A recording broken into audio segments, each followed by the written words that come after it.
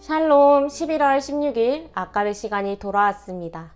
오늘 함께 나누실 말씀은 욥기 12장 1절에서 25절까지의 말씀입니다. 저희는 욥기 말씀을 통해 아브라함 시대에 욥이라는 한 사람에게 갑작스럽게 불어닥친 고난을 묵상하고 있습니다. 욥기 1장 1절 말씀을 보면 욥에 대해 성경은 온전하고 정직하여 하나님을 경외하며 악에서 떠난 자더라 라고 기록하고 있다는 사실을 저희는 잘 기억하면서 이 욥기를 묵상해야 합니다. 욥에게 끔찍한 고난이 찾아온 뒤 욥과 욥의 친구들의 대화가 이루어지고 있습니다. 오늘 함께 살펴볼 본문은 11장에 나타난 소발의 첫 번째 말에 대한 욥의 대답이므로 우리는 소발의 말의 핵심이 무엇인지 살펴보아야 합니다. 11장 7절 말씀입니다. 내가 하나님의 오묘함을 어찌 능히 측량하며 전능자를 어찌 능히 완전히 알겠느냐. 소발은 하나님의 오묘함과 전능함을 강조하며 욥의 고난은 욥의 죄악에 대한 하나님의 보응으로 욥이 지금 해야 할 것은 회개이며 이를 통해 고난에서 벗어날 수 있다고 이야기합니다. 그러나 이에 대한 욥의 대답을 한번 살펴보십시오. 2절입니다. 너희만 참으로 백성이로구나. 너희가 죽으면 지혜도 죽겠구나. 너희만 하나님의 참 백성이냐? 너희가 죽으면 지혜도 죽는 것이냐? 욥은 친구들을 향해서 비아냥거리듯 답하고 있습니다. 3절 말씀에 보시면 나도 너희같이 생각이 있어 너희만 못하지 아니하니 그 같은 일을 누가 알지 못하겠느냐. 욥은 친구들이 말하는 지혜, 즉 하나님께 행한 대로 돌려받는다는 보응에 대해서 자신도 잘 알고 있다라고 이야기합니다. 4절에 보시면 하나님께 불러 아뢰어 들으심을 입은 내가 이웃에게 웃음거리가 되었으니 의롭고 온전한 자가 조롱거리가 되었구나. 이 말씀을 표준 세번역으로 보면 한때는 내 기도에 하나님이 응답하신 적도 있지만 지금 나는 친구들의 웃음거리가 되고 말았다. 의롭고 흠없는 내가 조롱을 받고 있다 라고 번역하고 있습니다. 욥은 자신을 의롭고 흠없다 라고 표현합니다. 의롭고 흠없기에 하나님께 기도의 응답을 받았고 자신은 여전히 의롭고 흠없는데도 친구들의 웃음거리가 되고 조롱을 받고 있다라고 이야기합니다. 이 말을 통해 욥은 지금 자신이 당하는 고난이 자신의 죄악으로 인해 하나님의 보응하심을 받는 것이 아님을 이야기하는 것입니다. 오히려 욥은 스스로를 지혜 있다 여김으로 욥을 허망하다, 죄 있다, 악하다 말하는 친구들에게 6절 말씀을 통해 이렇게 이야기합니다. 표준 세번역으로 읽어드리겠습니다. 강도들은 제 집에서 안일하게 지내고 하나님을 멸시하는 자들도 평안히 산다. 그러므로 그들은 하나님까지 자기 손에 넣었다고 생각한다. 친구들이 이야기하는 지혜, 즉 행한 대로 거둔다라는 것으로 온 세상이 돌아간다면 강도들이 자신의 집에서 안일하게 지내는 것, 하나님을 멸시하는 자들도 평안히 산다는 것은 하나님이 선하지 않다는 뜻이거나 강도들과 하나님을 멸시하는 자들의 행동이 하나님 보시기에 문제가 없는 것처럼 여겨진다라는 뜻입니다.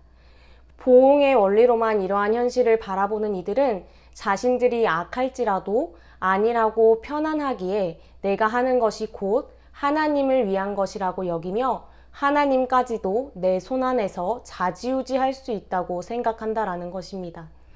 이제 욥은 친구들을 향해 피조물들에게 물어보라고 이야기합니다. 왜냐하면 짐승들, 공중의 새들, 땅, 바다의 고기들도 모든 생명이 하나님의 손 안에 있고 모두 그분의 능력 안에 있다는 것을 알기 때문입니다. 인간을 포함한 모든 피조물들은 모든 것이 하나님의 손 안에 있다는 것을 압니다. 마치 혀가 있다면 누구나 맛을 느끼고 귀가 있다면 누구나 들을 수 있는 것처럼 말입니다. 그런데 이 당연한 것을 욥의 친구들은 마치 노인들만 지혜롭고 나이가 지긋해야만 인생을 아는 것처럼 아주 특별한 것으로 여기고 자신들은 그 지혜를 알지만 욥은 알지 못한다라는 것처럼 이야기하고 있습니다. 그러나 기억해야 하는 것은 13절 말씀에 보시면 지혜와 권능이 하나님께 있고 계략과 명철도 그에게 속하였나니. 욥은 이 고백을 통해서 나이 든다고 지혜로운 것이 아니라 그 지혜와 명철은 하나님께 속한 것, 하나님의 손 안에 있는 것이라고 일침을 가합니다. 지혜와 명철을 주관하시는 하나님께서는 헐어버리시면 다시 세울 수 없게 하시고 잡아서 가두시면 풀려날 수 없게도 하시는 분이십니다. 하나님께서 비를 막으시면 가뭄이 들고 비를 푸시면 홍수가 지는 것처럼 말입니다. 능력과 지혜가 하나님의 것이기에 속이는 자도 속는 자 또한 모두 하나님의 통치 아래 있음을 이야기합니다. 욥의 친구들은 마치 철학자와 같은 모습을 보여주고 있습니다. 철학자들은 자신이 세상을 바라보는 단 하나의 시선으로 세상의 모든 이치를 해석하는 자, 세상을 자신의 손 안에 넣고자 하는 자들입니다. 그런데 욥의 친구들은 모든 것을 하나님이 다스리심을 이야기하면서도 그 하나님의 다스리심의 원칙이 오로지 인과응보, 행한 대로 갚는 것이라고 주장하며 마치 하나님을 자신의 손 안에 있는 것처럼 말하고 있습니다. 그러나 이러한 친구들의 주장에 대해 욥은 17절에서 25절을 통해 반박합니다. 이 말씀 속에서 등장하는 모사와 재판장, 왕들, 제사장들과 권력이 있는 자, 충성된 사람들과 늙은 자들, 기인들과 강한 자는 일반적으로 성경 속에서 굉장히 긍정적인 의미로 사용되는 의인이자 지혜자들을 일컫는 표현입니다.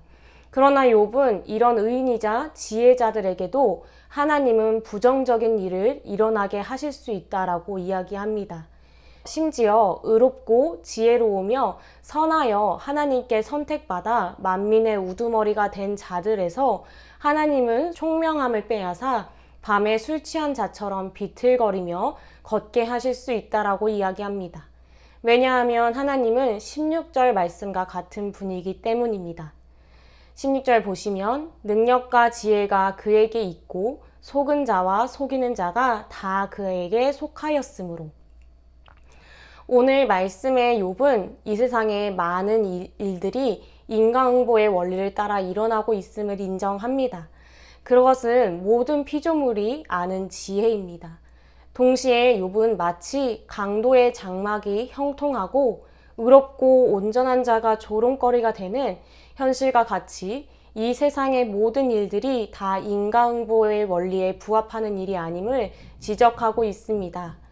왜냐하면 하나님은 어떤 법칙에 매이시는 분이 아니라 모든 생명을 주관하시고 능력과 지혜 또한 주관하심으로 법칙들을 자유롭게 뛰어넘으시는 절대 주권자이시기 때문입니다. 사랑하는 성도님들, 우리에게도 마치 욥의 친구들과 같이 세상을 하나의 법칙으로 이해하고픈 욕망이 있습니다.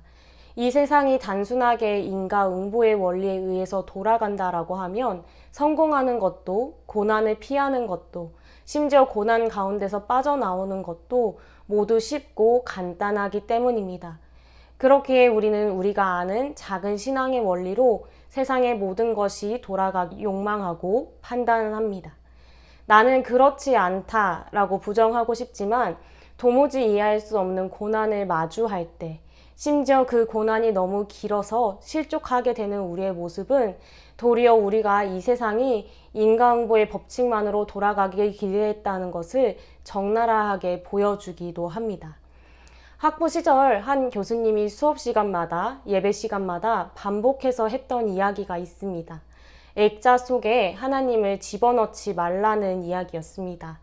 액자 속에 하나님을 집어넣듯 어떤 틀 안에 하나님을 제한하고 이것은 하나님이야, 이것은 하나님이 아니야 라고 판단하면 안 된다라는 이야기였습니다. 우리의 제약된 욕망은 하나님을 하나님으로 인정하기보다 액자 속에 집어넣고 내 손 안에서 하나님을 좌지우지하고 싶어 합니다. 마치 욥의 친구들처럼 말입니다.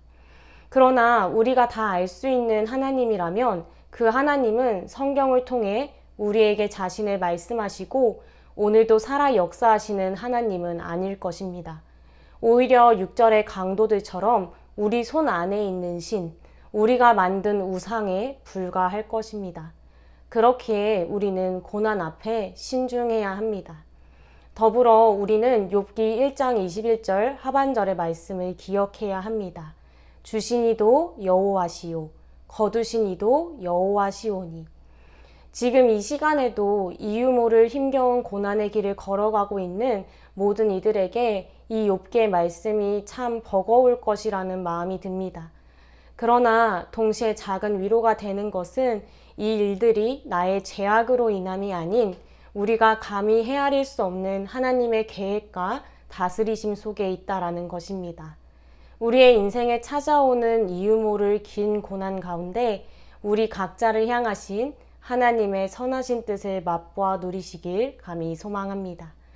이 시간 함께 기도하도록 하겠습니다.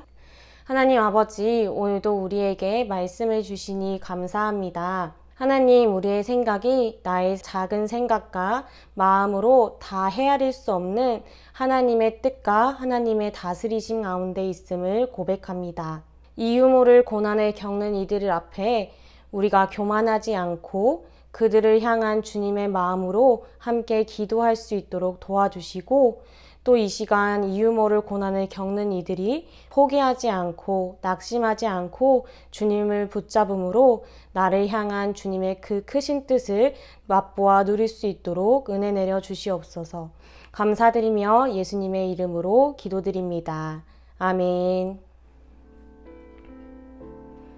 오늘 하루도 나의 삶을 다스리시는 하나님의 주권을 인정하며 삶의 예배의 자리로 나아가시길 바랍니다.